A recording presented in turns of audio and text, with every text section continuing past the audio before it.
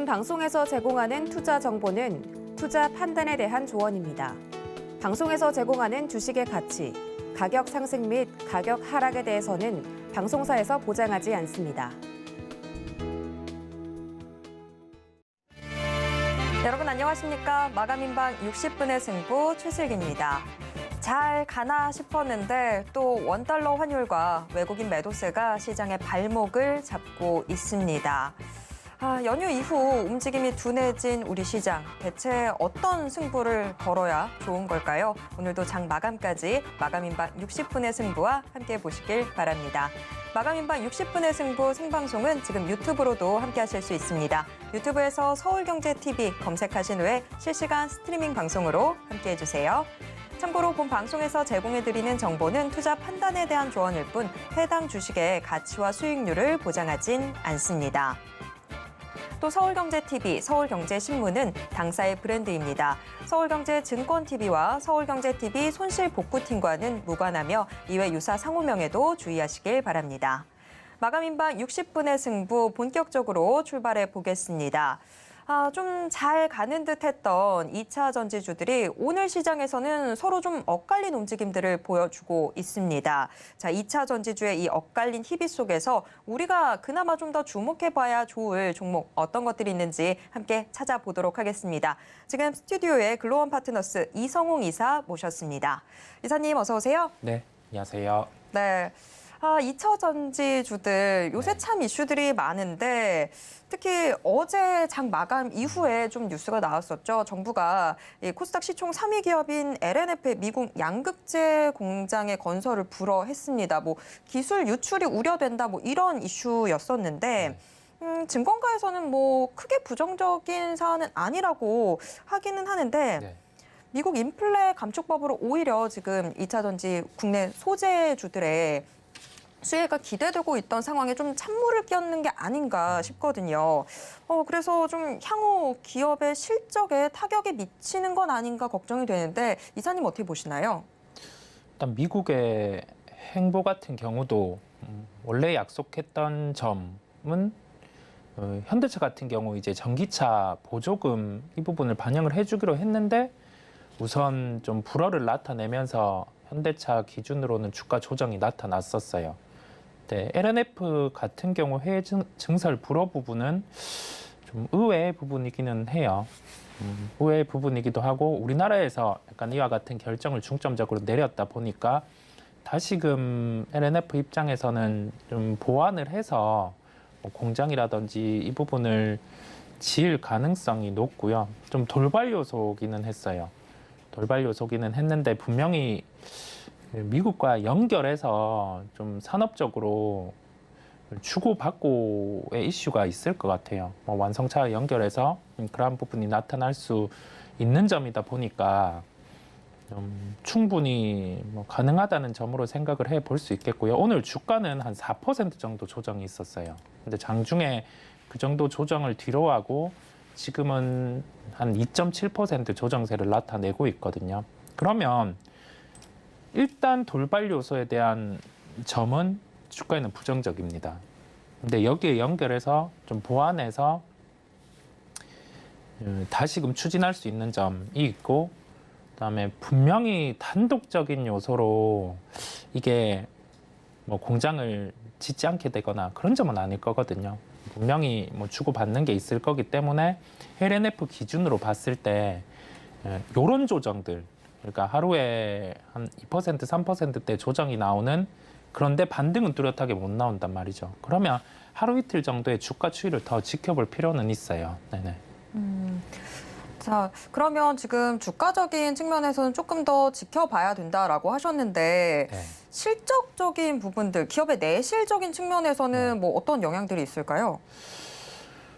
뭐 해외 공장 같은 경우에 그 실적의 추산을 지금 뭐 올해 실적에 대입하지는 않았어요. 내년분이라든지 내후년분으로 해서 좀 대입을 할 수는 있겠는데 짧게는 그러한 영향으로 조정이 나온다고 하면 그다음에 실적과 연결해서 또 생각을 해본다고 하면 뭐 크게 부담은 없거든요. 이게 크게 부담이 없다고 하는 점은 현재 시가총액이 지금 LNF 기준으로 보면 한 8조 2천억 원입니다. 8조 2천억 원. 그러면 가지고 있는 체력 같은 경우에 이익을 대입을 해보면 이 공장에 대한 부분, 뭐 하나에 늘어날 수 있는 증설 부분을 빼서 조정이 나오더라도 한 진짜 크게 밀려도 한 20만 원 이하 아주 극단적인 예예요. 근데 그런 주가의 조정이 나온다고 하면은 아주 강하게 매수를 해야 되거든요.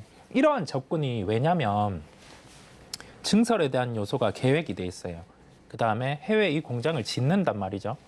근데 이 부분이 실적이 뭐 지으면서 무조건 다 받는다 이런 요소가 아니단 말이죠. 그렇다 보니 좀 미래에 계획돼 있는 부분이 빠져서 좀 단순히 뭐 내년 실적에 이 공장 비중이 한 50%를 차지한다. 그렇게 하면 문제가 되겠는데 그런 요소는 아니다 보니까 좀 다시 현재로 돌아와서 생각해 보면 실적이 아주 확 나빠지는 요인은 아니다라고 생각을 해볼 수 있겠고 가깝게 지금 2차 전지 양극재들은 주가가 쉬고 있어요. 어찌 보면 고점을 한번 찍고 쉬고 있는 이유가 지금 뭐 공장이라든지 그러한 요소보다는 3분기 실적이 2분기보다는 조금 애매할 수 있단 말이죠. 왜냐하면 우리가 연초부터 계속 들어왔던 게 2차 전지 양극재, 2차 전지 소재와 관련된 기업들 같은 경우는 원자재 가격 상승을 판가로 전이가 가능한 구조다. 이 얘기를 많이 들어왔잖아요.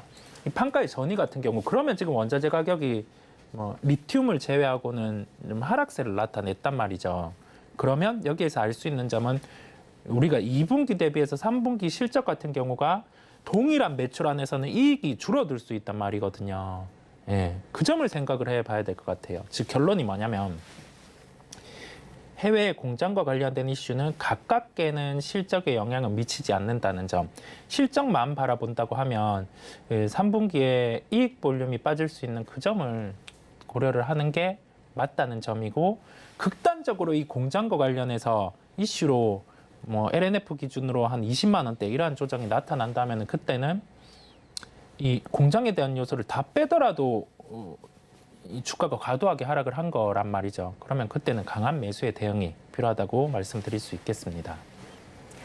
네, 저는 어제 장 마감 이후에 정부가 LNF, 이 미국의 공장 증설을 좀 막았다라고 하는 뉴스를 확인한 이후에 이거 좀 큰 문제 되는 거 아닌가라는 생각이 들었었는데 당장의 실적에는 큰 영향을 미치지는 않을 것 같습니다. 자, 그런데 이사님, 뭐 20만 원 이하로 내려오게 되면 그때는 강하게 좀 매수를 해도 된다라고 이야기해 주셨는데 네. 그럼 지금 현재 측면에서는 아직 좀 보수적으로 봐야 되는 걸까요? LNF의 현재 주가 흐름은? 어제만 제외해 볼게요. 자, 어제만 제외하면 상승에 대한 가능성이 더 높았어요. 추세도 그렇고 그 다음에 좀 에코프로 BM과 주가가 다른 이유가 분명히 있을 거예요. 어제 보면 에코프로 BM은 주가가 약한데 LNF는 강했단 말이죠. 그러면 이 LNF만의 좀 다른 요소, 뭐 증설의 요소가 있을 수도 있고 그러한 부분이었는데 좀 딱 타이밍 같은 경우 해외 이슈와 겹치면서 이러한 조정이 나왔어요. 이러한 주가 안에서 보면 지금 주가 같은 경우는 좀 부정으로 얘기를 하는 게 아니라 좀 돌발의 이벤트 요소가 발생을 했고 근데 이 주가 같은 경우가 어찌 보면 오늘의 시가 이상을 회복하는 흐름이 나타나지 않고 조금은 조정이 나타났단 말이죠. 그러면 이러한 조정 같은 경우는 뭐 하루 이틀 더 이어질 가능성이 높아요. 그렇다 보니 지금은 톤을 조금 낮춰서 말씀을 드리는 거고 나머지 2차 전지 소재, 뭐 소재 이외에 첨가제 이러한 기업들은 이익이 조그만데도 불구하고 지금 뭐 엄청 상승이 나타났단 말이죠. 그런 점에 비춰봤을 때는 이 양극재 기업은 한 차례 시세가 났었고 조금 쉬어가는 단계라고 보면 되지 이게 뭐 실적이 극단적으로 안 좋아져서 주가가 뭐 급락하고 뭐 기존의 전저점을 이탈하는 흐름이 나타날 거다. 그거는 조금 좀 나타날 실현될 가능성이 낮다라고 말씀드릴 수 있겠습니다. 네. 그러면 이야기를 조금만 더 확대를 해볼게요. LNF는 오늘 좀 부진한 모습이지만 네. 2차 전지 안에서 지금 뭐 조광 페인트 같은 경우에는 네. 2차 전지 소재 시장의 본격적인 진출 소식을 전하면서 오늘 좀 네. 강한 움직임 보여주고 있고 또 강원 에너지 움직임도 나쁘지 않았던 것 같아요. 네. 지금 강원 에너지나 조광 페인트 같은 경우에 인플레이션 감축 법안의 수혜를 받을 수 있다. 이런 이야기들도 나오고 있는 것 같은데 자, 정말 수혜를 누릴 수 있을지 이 두 종목 좀 앞으로의 주가 움직임은 어떻게 될지 궁금한데 이사님은 어떻게 보시나요? 일단은 두 종목 다 가능성이라든지 새로운 사업을 반영해서 주가가 강해요. 강원에너지 같은 경우는 자회사가 수산화 리튬 이쪽 사업을 하는 점이 있다 보니까 이렇게 주가가 강한 거고, 시장에서 리튬 가격도 강하고 특히 수산화 리튬과 관련해서는 수요가 더 증가했다 보니까 우리나라에서 이러한 사업을 영위하는 기업이 있을까라고 찾으면서 이렇게 주가가 강하게 상승을 했단 말이죠. 오늘 기준으로도 22% 정도의 상승입니다. 그리고 거래량까지 한 7월부터 해서 유례 없이 최대 거래량이거든요. 그러면 이런 주가 흐름은 좀 종가 고가 형태로 고가 마감을 해야지, 아니면 뭐 내일이나 뭐 이 구간에서는 가격적인 조정이 나타날 수 있어요. 우리가 그 점을 생각을 해야 되겠고, 조광 페인트 같은 경우도 원래 기본적인 페인트 사업 안에서 일반적으로 이익에 대한 체력은 갖추고 있는데 2차 전지와 관련된 사업을 플러스 할 수 있다 보니 주가가 이렇게 강했거든요. 강하고 추세적으로는 두 기업 다 주가가 아직 이어지고 있어요. 다만 하루에 지금 뭐 20% 정도 오르는 기업, 그다음에 조광 페인트 같은 경우는 20% 올랐다가 14% 정도까지 상승을 반납을 하고 있거든요. 그러면 이러한 종목들 같은 경우는 가격 접근을 하더라도 이 눌림이라고 하면은 하루에 2~3% 정도 조정 구간이 나타날 때 접근이 가능하다라고 말씀드릴 수 있겠습니다. 네, 오늘 2차 전지주 안에서 상당히 엇갈린 움직임들이 많이 포착이 되고 있는데 지금 강원에너지나 조광페인트 같은 경우 오늘 하루 동안의 움직임은 상당히 폭발적이었습니다. 다만 뭐 따라가는 건 뭐 당연히 위험해 보이는 상황인데요. 그래도 앞으로의 이런 추세적인 상승세는 조금 더 기대해 볼 수 있다고 하니까 주목해서 좀 살펴봐야 될 것 같습니다. 그런가 하면 지금 미국 인플레이션 감축 법안으로 미국의 바이 아메리카 색채가 훨씬 더 짙어지고 있습니다. 계속해서 미국의 자국 내 산업들을 보호하려는 움직임들이 나타나고 있는 상황인데요. 바이든 대통령이 세계 3대 오토쇼인 북미 오토쇼에 참여를 해서 메이드 인 아메리카를 강조했습니다. 그래서 간밤에 미국 뉴욕 증시에서 전기차 관련주들이 또 강하게 움직였었는데요. 이번 법안이 국내의 이 전기차 관련주들의 향방에는 과연 좀 어떤 영향을 미치게 될까요? 좀 생각할 게 많아졌어요. 생각할 게 많아졌다는 말이 뭐냐면 현대기아차와 관련해서 그 완성차 쪽에 대한 전기차 보조금을 처음에 뺐다는 게 좀 논란 사항이었고, 이 사항과 파생을 해서 뭐 완성차들의 주가 조정이 나타났고, 나머지 군들도 조금 물음표가 있는 상황이기는 해요. 제약바이오 군들 같은 경우도 뭐 바이든 대통령의 입장에서는 뭐 자국 우선주의 이런 식의 중점으로 말을 했단 말이죠. 그래서 미국 쪽 같은 경우는 전기차 이쪽이 강했음에도 불구하고 우리나라는 좀 완성차 단에서는 아주 차별화된 흐름이 나타나는 점을 볼 수가 있습니다.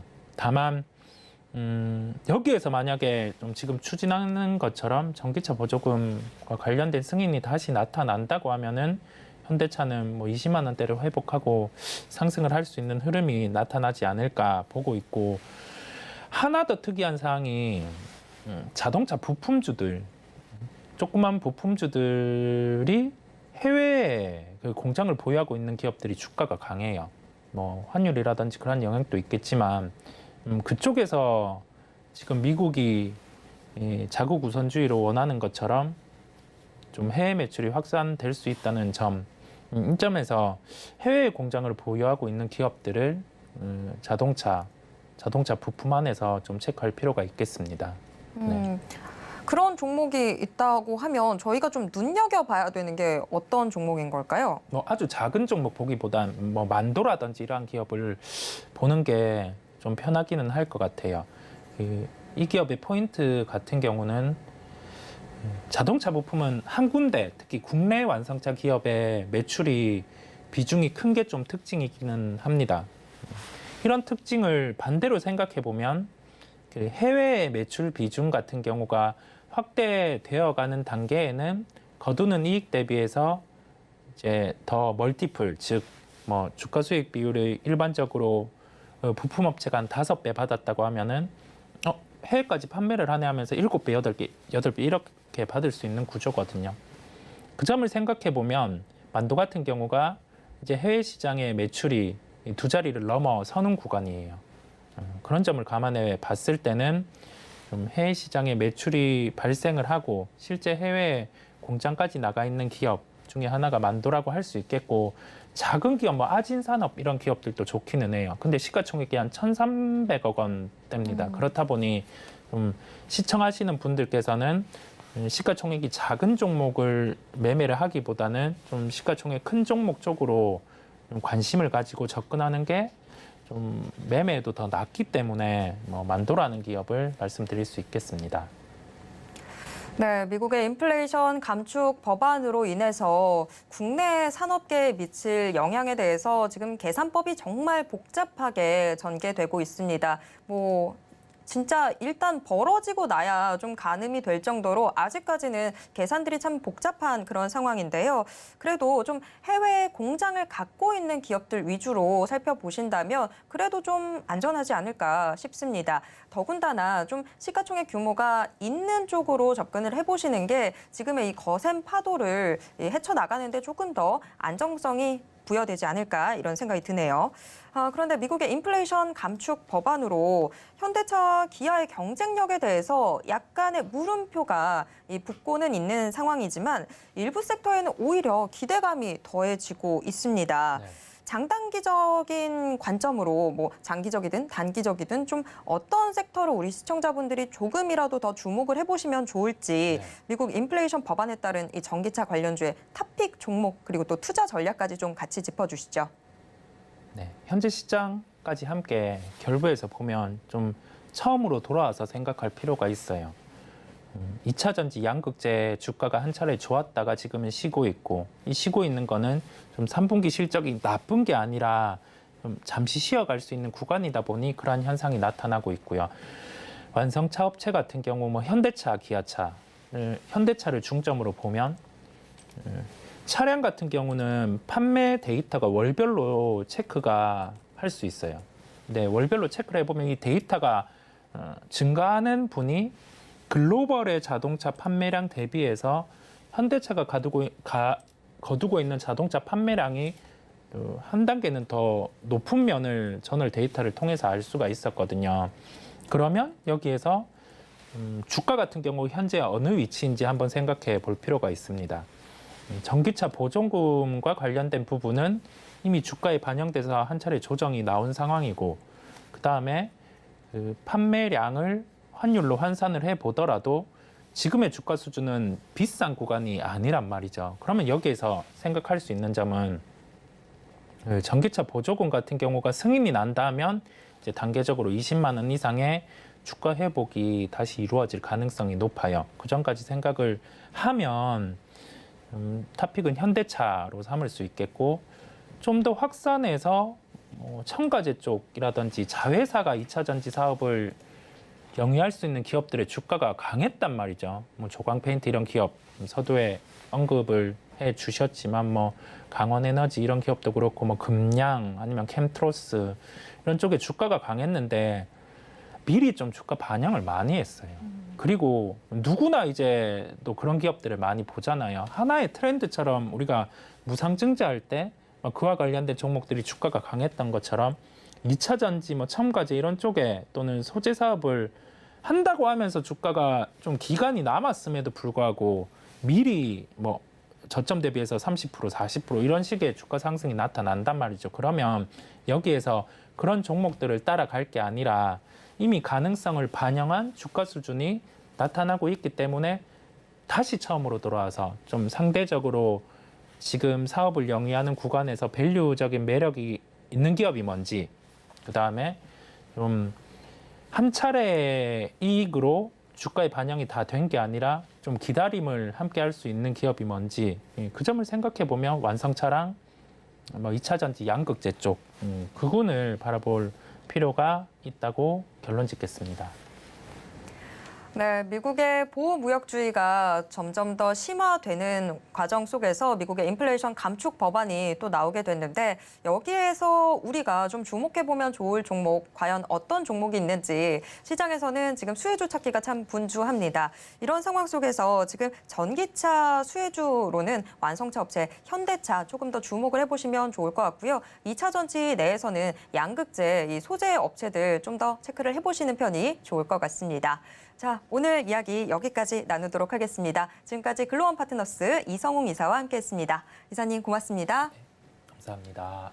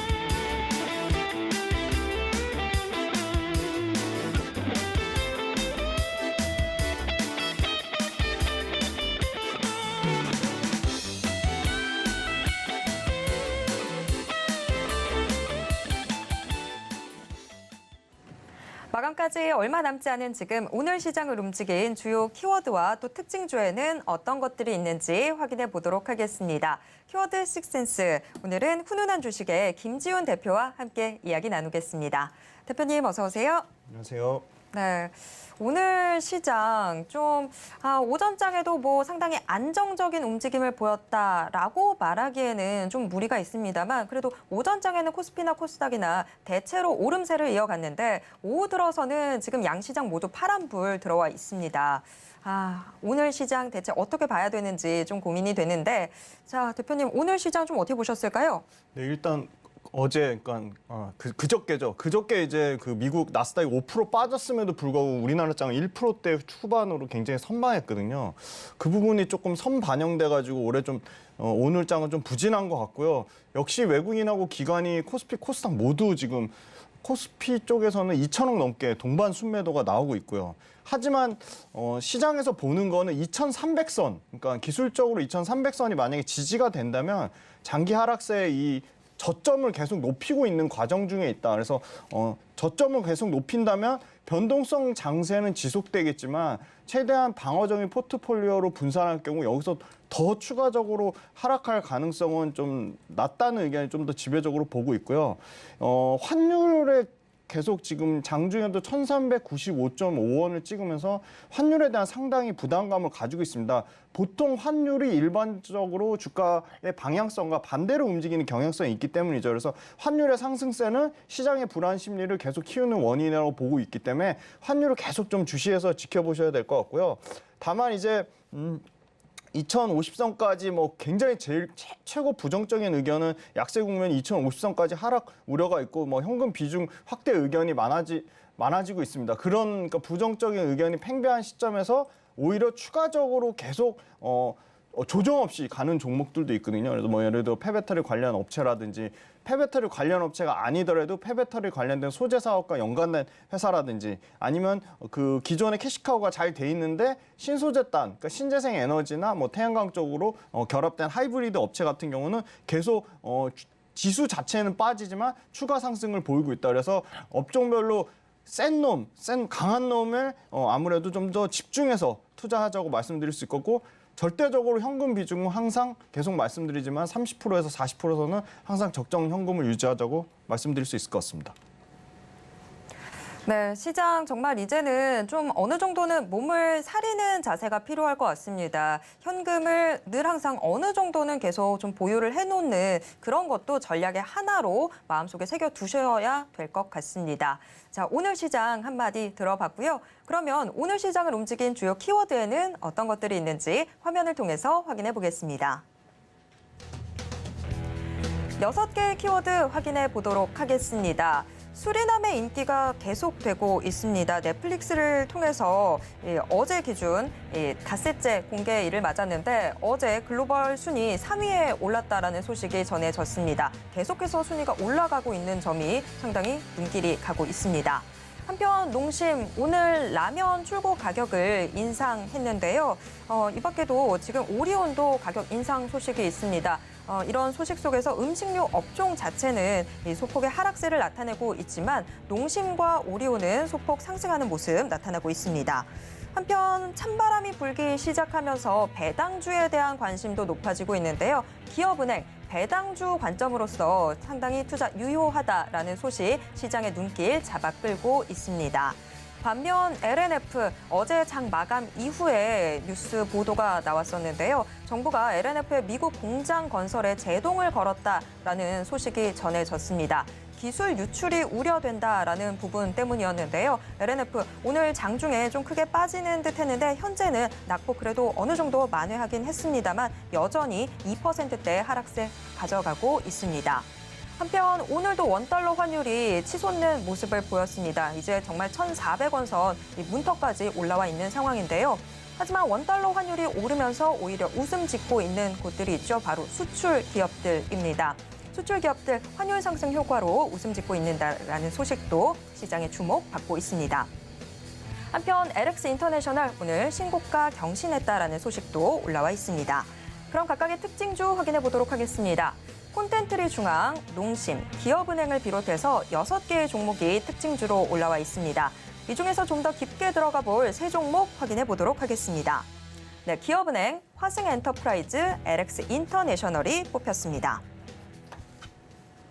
네, 오늘의 인기 키워드와 특징주가 모두 공개됐습니다. 오늘의 인기 키워드, 기업은행의 연말 배당 수익률이 8.9%로 추정되면서 이 배당주 측면이 높게 부각되고 있다라는 이 이슈 선정이 됐고요.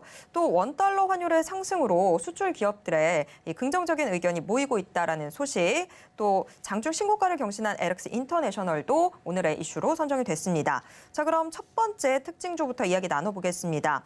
기업은행이 오늘의 첫 번째 특징주인데요. 자, 기업은행 과연 고일까요, 스톱일까요? 네, 기업은행은 고입니다. 기업은행은 신규 매수 관점보다는 이제 기존 보유자 관점, 그리고 기업은행으로 어떤 주가 수익, 그러니까 주가 매매 차익을 얻기보다는 배당주의 투자 관점이 상당히 유효하다고 보고 있고요.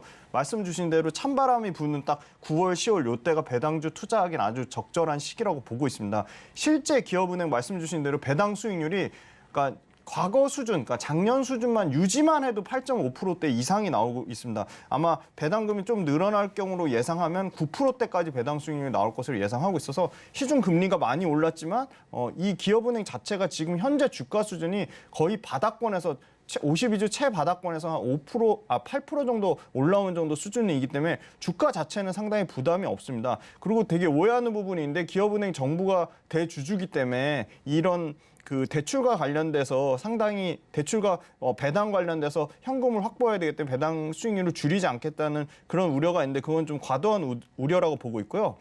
정부가 대주주긴 하지만 가계하고 반대입니다. 지금 기업 대출은요 비중이 84%를 차지하는데 P와 Q, 그러니까 그 대출 성장, 양적 성장도 하고 있고요. Q도 증가하고 금리 또한 양호한 상황입니다. 그래서 Q와 P가 모두 좋은 상황이다. 그리고 두 번째는 기업은행 같은 경우는 코리보 금리랑 연동돼가지고 예대 금리 차 축소에 대한 우려로부터 자유롭습니다.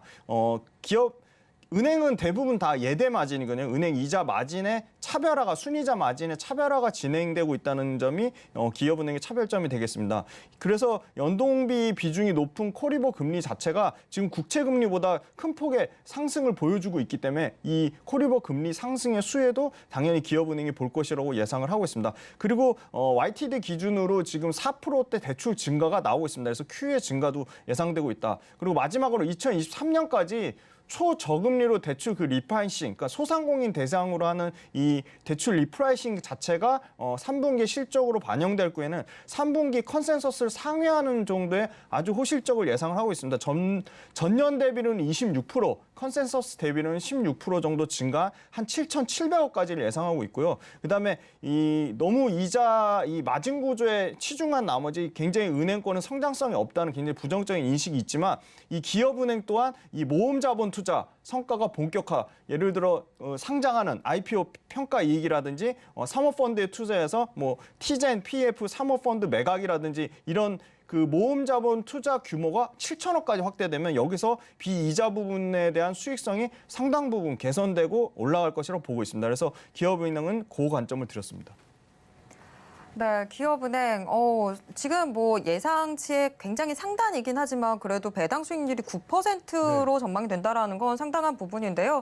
지금 뭐 투자하기가 워낙에 어려운 국면 속에서 배당 수익을 이 정도로 거둘 수 있다라는 게 좀 매력적으로 들리네요. 네. 자, 기업은행 그 의견 받았습니다. 그러면 두 번째 특징주도 확인을 해보도록 하겠습니다. 화승 엔터프라이즈가 두 번째 특징주로 올라와 있는데요. 환율 상승 여파가 지금 주요 수출 기업들에는 상당한 호재로 좀 작용하고 있는 국면입니다. 화승 엔터프라이즈는 과연 고일까요, 스톱일까요? 네, 화승 엔터프라이즈는 고입니다. 화승 엔터프라이즈는 신규 매수 관점에서도 좀 괜찮다고 보고 있습니다. 양호하다고 보고 있는데요. 그 이유는 역시 화승 엔터프라이즈 의류주 자체가 상당 부분 부진을 했습니다. 근데 이 의류 관련된 그 아주 최근에 연매출 한 1,000억대의 나이키 의류 공장을 인수하면서 이 부분을 통해서 카테고리를 다각하고 이 원소재 단에서 수직 계열화를 하고 있습니다. 뭐 2차 전지 밸류체인도 수직 계열화가 중요하고 또 화학업체도 수직 계열화가 중요하고 대부분 제조업체 단에서는 이 원자재를 수급하는 자재를 조달하는 거에 대한 수직 계열화가 굉장히 중요한 이슈가 되고 있어서 이 수직 계열화 할 경우에 상당 부분 수익성이 개선될 것으로 예상을 하고 있습니다. 계속 주가가 빠진 이유는 3분기가 실적 피크아웃 우려가 아니냐는 점. 그다음에 두 번째는 아디다스 내 점유율 하락 가능성. 그다음에 세 번째는 피크아웃 우려를 통해서 이제 주가가 선반영된 부분이 있지 않냐면 하지만 화승 엔터프라이즈 마찬가지로 기업은행과 마찬가지로 바닥권에서 10% 15% 정도밖에 오르지 못한 정도로 주가가 부담 있는 수준은 아니고요. 그다음에 아디다스의 재고가 다소 높은 상황인 건 사실이지만 3분기 이후부터 신제품으로 라인업이 교체가 돼서 아디다스 재고에 대한 영향은 상당히 제한적이라고 보고 있습니다. 그리고 아디다스 매출 또한 실제 블룸버그에 따르면 2분기에 10.5%가 증가를 했고요. 3분기에는 14%까지 점진적으로 아디다스 매출 또한 증가하기 때문에 당연히 아디다스 내 최대 수혜를 화승 엔터프라이즈가 볼 수밖에 없고요. 화승 엔터프라이즈 시장의 우려와는 달리 아디다스 내 시장 점유율은 계속 올라가고 있습니다. 그래서 지금 현재 22%까지 점유율이 현재 높은 수준으로 유지가 되고 있고요. 그다음에 화승 엔터프라이즈 특징적인 게 작년에 70억 적자에서 올해 600억 이상의 순이익을 예상하고 있어 대규모 실적 턴어라운드가 예상되고 있습니다. 그리고 마지막으로 인도네시아의 신규 캐파 굉장히 그 베트남에 의존한 부분을 공장을 다각화하고 있습니다. 인도네시아 신규 캐파가 늘어날 경우는 생산 능력이 연간으로 40% 넘게 성장할 것으로 예상하고 있습니다. 그래서 Q가 증가하고 P 평균 판매 가격도 10.8달러까지 상승을 했습니다. 그래서 P와 Q가 모두 증가하는 상황이다. 그래서 화승 엔터프라이즈는 연간으로 매출과 이익이 모두 50% 넘게 성장하고 이 매출과 이익의 성장세는 최소한 내년 내후년까지는 이어질 것으로 예상을 하고 있습니다. 네, 화승 엔터프라이즈 작년까지만 하더라도 적자폭이 상당했는데 올해 상당히 실적이 좀 기대가 되고 있습니다. 화승 엔터프라이즈 고 의견 받았습니다. 마지막 특징주 확인을 해보도록 하겠습니다. LX 인터내셔널이 오늘 마지막 특징주로 지금 올라와 있는데 장중에 49,650원까지 오르면서 52주 신고가를 경신했습니다. 지금 현재는 상승폭이 다소 좀 둔화되기는 했지만 그래도 여전히 빨간불 켜주고 있는 상황인데요. LX 인터내셔널이 계속해서 좀 이 오름세, 이 상승 추세를 이어갈 수 있을지 좀 궁금해집니다. LX 인터내셔널은 고일까요, 스톱일까요? 네, LX 인터내셔널 고입니다. 두 가지로 나눠서 보시면 기존의 매수자 입장에서는 굳이 팔 이유가 전혀 없다고 보고 있고요. 신규 매수자는 언제든지 항상 주가는 상승 뒤에 조정이 있기 때문에 10%에서 15% 정도의 조정이 온다면 그 10%에서 15% 조정은 건강한 조정이라고 보고 있습니다. 추세가 꺾이지 않는 건강한 조정이기 때문에 언제든지 LX 인터내셔널을 잘 보고 있다가 주가를 보고 있다가 10에서 15% 조정이 나오면 충분히 포트폴리오에 담아갈 수 있다고 보고 있고요. 핵심은 되게 심플합니다. 이 자원과 석탄 트레이딩 쪽에서 상당히 실적이 잘 나오고 있습니다. 이 인도네시아 석탄의 가격 조정이 좀 마무리 단계에 있고요.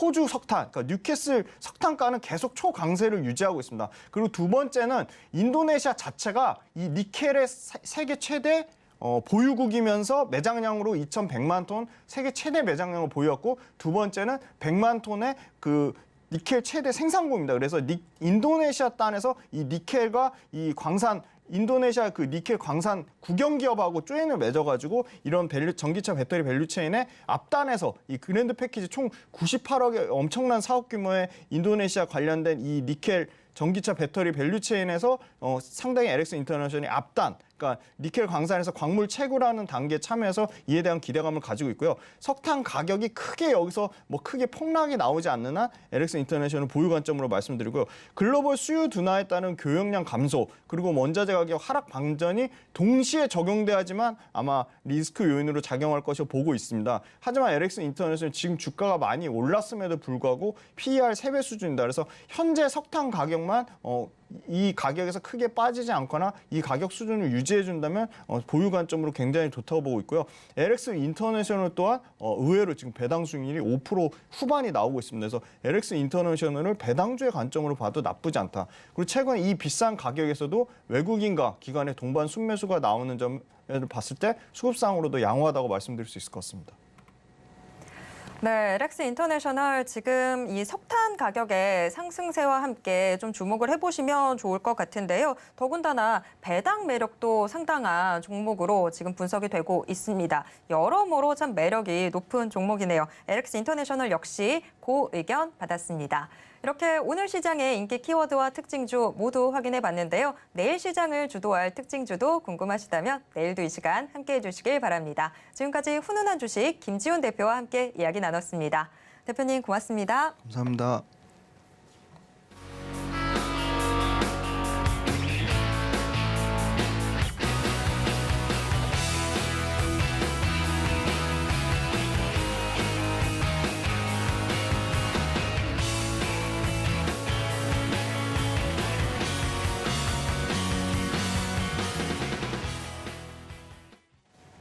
네, 오늘 시장 장 마감이 임박했습니다. 현재 동시호가 상황 어떻게 전개되고 있는지 화면을 통해서 확인해 보겠습니다. 코스피 지수 0.18% 내린 2,407선에서 장 마칠 것으로 예상되고 있습니다. 코스피 하루 동안의 움직임 확인해 보도록 하겠습니다. 미국 뉴욕 증시가 반등하면서 코스피도 오전장에서는 대체로 오름세를 보였는데요. 하지만 장중 흐름의 열쇠는 중국 증시가 쥐고 있는 걸까요? 중국 상하이 증시가 반락하면서 코스피 오후 12시 반 무렵 하락 전환해서 현재까지도 약보합권에서 움직임 이어가고 있습니다. 이어서 코스피 수급 확인해 보도록 하겠습니다.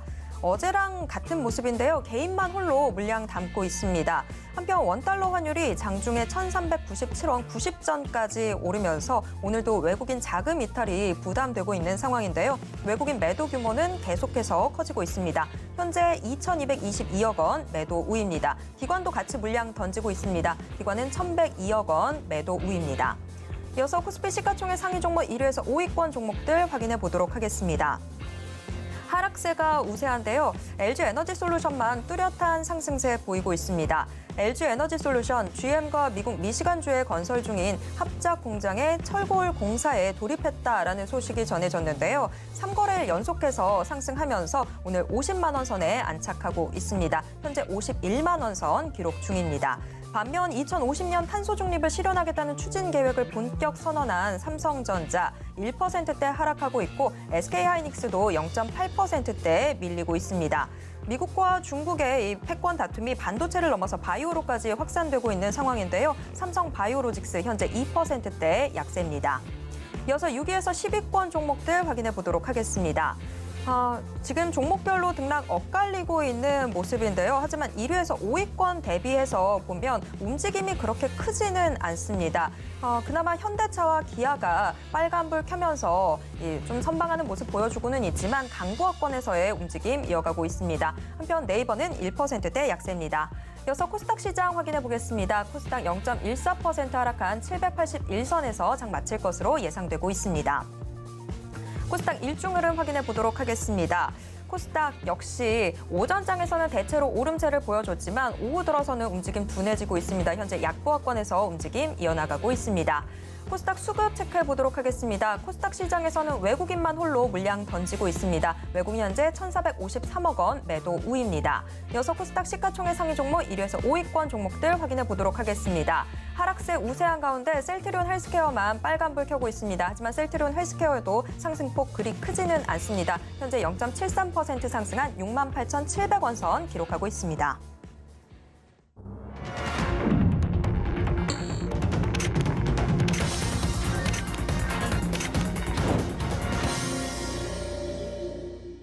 네, 이번 코너는 이정수의 신의 한 수 시간입니다. 매일 장 마감 이후 서울경제TV 리드온 이정수 파트너가 시장 분석과 함께 특징주들 짚어드리고 있는데요. 지금 이정수 파트너 전화 연결돼 있습니다.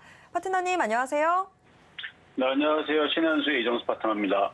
네, 오늘 시장 계속해서 좀 낙폭을 키워버리는 건가 싶었는데 그래도 장 후반에 낙폭 좀 많이 좁혔습니다. 오늘 시장 좀 어떻게 보셨는지 가져오신 특징주와 함께 분석 부탁드립니다. 네, 일단 이제 미국 시장이 또다시 폭락세가 나오지 않아서 일단 다행이다 싶기는 한데요. 어쨌든 미국 시장이 조금 더 강한 모습을 보여줘야지 우리나라의 전체적인 종목들과 시장의 흐름들이 더 좋아지긴 할 겁니다. 어쨌든 오늘 우리나라 시장 급락세가 나온 건 아니고요. 일단은 박스권 느낌의 시장도 막판에 조금 밀려서 그렇지 약간 도치 흐름이거든요. 그래서 장대 음봉도 아니고 도치 흐름이니까 도치는 이렇게 점으로 찍어놓은 것 같은. 그래서 지금 변동성이 크지는 않았어요. 그동안에서 있었던 우리나라 시장의 변동성을 보면은 그래도 뭔가 봉이 나오거나 올라가든 떨어지든 뭔가 그랬었는데 오늘은 그냥 도치 정도의 변동성이 크지 않은. 그리고 이제 섹터별로 보게 되면은 오늘 아침서부터 일단 태양광 섹터들이 굉장히 강하게 움직였죠. 인플레이션 감축법에 따른 그런 이제 수혜주에 대한 얘기도 있었겠지만 그 외에서도 다른 얘기들이 또 더해져가지고 이제 태양광 섹터들이 강하게 움직였던 건데 그 외에서도 애플페이 관련주들, 아이폰 관련주들 등등 해가지고 시장에서는 그래도 개별 섹터들의 흐름들은 다들 나쁘진 않았다고 봅니다. 세아베스트 같은 경우도 단독적으로 움직임이 오늘 강하게 나왔고요. 조정받다가 어쨌든 풍력주, 그다음에 원전 테마주들도 움직임이 조금 나왔고 화장품주도 움직임이 좀 좋았고요. 그다음에 천연가스 가격 상승에 따른 가스 관련주들도 아침에서 움직임이 좋았고, 근데 막판에서 좀 밀렸죠. 그래서 아까도 얘기했지만 태양광 섹터라든지 이런 쪽들, 전기차 섹터들 그동안 좀 조정받았다가 좀 올라가는 흐름들. 그래서 시장은 계속 박스권 정도만 이렇게 유지를 해주면은 테마주들의 흐름들이 돌아가면서 좀 나올 것 같은 느낌의 좀 오늘 장세 흐름이 아니었나. 시장이 크게 폭락만 안 나오면 시장의 그 테마주들 흐름들은 여기 이렇게 저렇게 돌아가면서 움직일 수 있단 말이죠. 자, 어쨌든 그래서 시장의 지금 테마들은 그냥 돌아가면서 움직이는 중이니까 계속 매매 대응을 잘 해주시면 됩니다. 근데 언제까지냐면 이제 지수가 2,500 안착하기 전까지는 짧은 매매가 좀 유리할 거고요. 지수가 2,500으로 가려면 아직 한참 남았거든요. 2,400 언저리에 있는데 이럴 때는 짧은 매매가 유리할 수 있지만 2,500을 안착을 하게 되면 그때는 못 갔던 종목들에 대해서는 조금 그때는 길게 볼 필요가 있어요. 근데 이건 2,500을 안착을 해야 되는 거니까 아직 100포인트가 더 올라가야 됩니다. 그러니까 이게 올라가면은 안정세로 바뀐다라는 얘기라는 거지, 여기서 무조건 2,500을 안착을 할 거니까 지금부터 그냥 가져가야지 이런 느낌은 아니에요. 2,500이 안착이 돼야지만 그때서부터 시장은 안정세를 펼치면서 위쪽에 정고점을, 물론 우리나라 혼자 올라갈 수는 없고요. 미국 시장이 일단 FOMC 때 별 일이 없어야 되겠죠. 그래서 22일 날 다음 주인데요. 뭐 1포인트 하기로 했으니까, 한다는 건 아니고 이것까지 얘기가 나왔으니까 1포인트를 하든 0.75를 하든 뭐 여기서 내에서 하겠죠. 이 둘 중에서 할 테니까 이게 빨리 나오고 나서 매는 빨리 맞고, 그리고 나서 금리 인상했다. 그리고 또 할 거잖아요, 다음 달에. 뭐 할 거 다 모르는 사람들도 없고, 다다음 달도 또 할 겁니다. 그렇죠?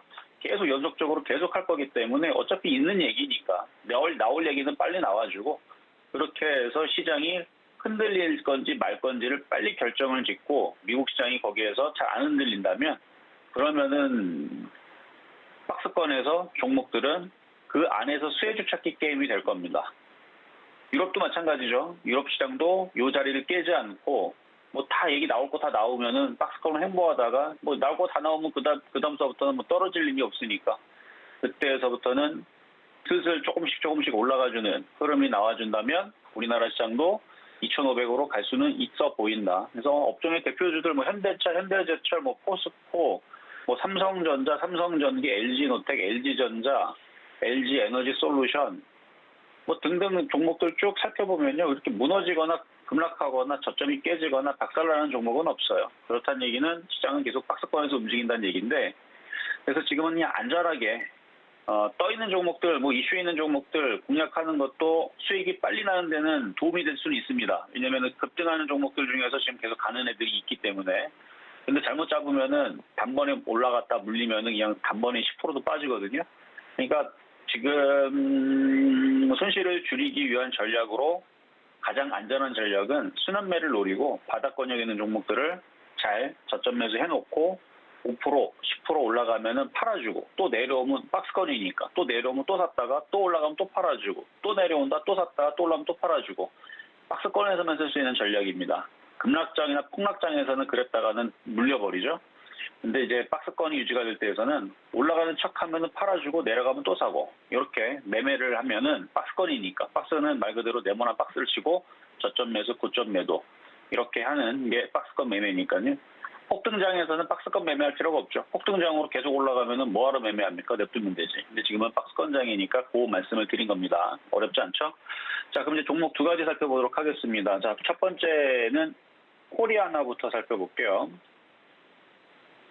자, 코리아는 오늘 화장품 관련주들이 조금 움직임이 아침에 나왔었는데, 뭐 물론 지금도 화장품 관련주들이 플러스권역에 있는 종목들이 많죠. 근데 아침 대비는 많이 좀 밀려 나갔습니다. 특히 코리아나도 아침에서 움직일 때 쫓아붙었다면은 수익이 났다가 지금은 고점에 잡은 사람들은 손실을, 아침에서 이제 쫓아붙었다가 지금도 갖고 있는 사람들은 조금의 수익을 보고는 있을 텐데, 일단 내년에 실내 마스크 해제에 대한 기대감이 작용을 하면서 화장품주들이 움직였다라 그래요. 그래서 내년에는 이제 화장품이 마스크를 이제 안 써도 될 수도 있겠다라는 이제 그런 얘기 때문에 뭐 최근에 이제 여행 관련주들도 움직임이 좀 나왔고 했던 것처럼 뭐 화장품 쪽도 이제 화장을 하고 다녀야 되니까 그래서 그냥 움직였던 건데, 지금 이렇게 올라갔다가 이렇게 밀려버릴 때에서 조금 더 기다렸다가 조정받을 때 재공략을 하실 분들은 그렇게 하시는 게 나을 것 같아요. 일단 한번 이슈가 나왔던 거라서 이슈몰이 한번 됐던 거니까 지금 고점에 물려있는 물량들 받아주지 말고 기다렸다가 저점 매수하시면 될 것 같고요. 자, 다음으로는 한국정보통신인데, 요게 이제 한국정보통신, 한국정보 뭐 인증, 그리고 뭐 이쪽 관련주들이 그 애플페이 관련주 해가지고 지금 이슈가 좀 됐던 장중에, 어제도 마찬가지고 해서 애플페이 관련주 해가지고 장중에 KG 이니시스, KG 모빌리언스도 장중에 급등이 나왔고요. 그 다음에 뭐 나이스 정보통신이라든지 이론이라든지 이런 종목들 이제 장중에 움직임이 좀 나왔는데, 일단 급등하는 데는 이슈가 참 좋은데 고점에서 잘못 물리면 폭탄놀이죠. 누가 마지막에 살 거냐 이건데, 이렇게 많이 떠 있을 때는 이런 거 공략하는 게 아니고 차라리 KG 이니시스라든지 모빌리언스라든지 아직 덜 올라간 쪽을 보시는 게 안전할 것 같다 말씀을 드리면서, 자, 세 번째, 자, 코스모화학을 또 오늘도 리뷰를 해드릴 텐데요. 이걸 계속 리뷰해드리는 이유는 지수가 급락하거나 무너질 때에서는 얘네들도 무너집니다. 얘뿐만 아니라 2차전지 관련주들, 뭐 폐배터리 관련주들, 이렇게 강했던 애들이 무너진다. 그러면 시장도 무너져요. 그러니까 이런 애들이 무너지지 않으면 계속 개별주 매매 장세는 이어질 전망이니까 그렇게 하시면 될 것 같고요. 아직 안 무너졌죠? 자, 그러면 오늘 시장 점수를 정리를 해보도록 하겠습니다. 시장 점수는 75점 미, 매수 포인트도 한 80점 우, 어제랑 동일합니다. 뭐 바뀐 게 없으니까. 사료주들이 좀 만만해요. 아직까지 그렇게 움직인 게 없으니까요. 사료주들 잘 보시고 사료주 80점 우 평가하도록 하겠습니다. 자, 여기까지 이정수의 신한수였습니다. 네, 이정수 파트너와 못다한 이야기 계속해서 나눌 수 있는 소통 방송 참여 원하시는 분들은 문자 받는 사람 번호에 샵 0082번 입력하신 후에 신의 한 수라고 적어서 문자 보내주시길 바랍니다. 지금까지 이정수 파트너와 함께했습니다. 파트너님 고맙습니다. 네, 감사합니다. 네, 마감인반 60분의 승부 오늘 방송 이쯤에서 좀 정리를 해봐야 될 것 같습니다. 저는 내일 이 시간 다시 돌아오도록 하겠습니다. 함께해 주신 여러분 고맙습니다.